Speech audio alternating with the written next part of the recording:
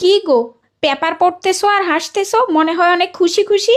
আরে খুশি হব না? আমাদের বিবাহিত পুরুষদের জন্য হাইকোর্ট যে রায় দিয়েছে, ওই রায় দেখে আমার কি যে আনন্দ লাগতেছে। আজকে যে আমি কি খুশি তোমাকে বলে বুঝাতে পারবো না। বাবা, এত খুশি? দেও দেখি পেপারটা, হাইকোর্ট কি রায় দিল।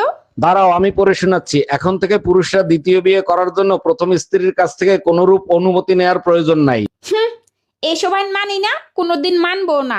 আরে তোমার মতো একজন আর মানায় না মানায় কিছু যায় আসে না। আমি একা না, সারা বাংলাদেশের বিবাহিত আপুরা সকলে একসাথে হয়ে প্রতিবাদ করব, প্রয়োজনে আন্দোলন করব। কই গো আপুরা, তোমরা কি সকলে একমত?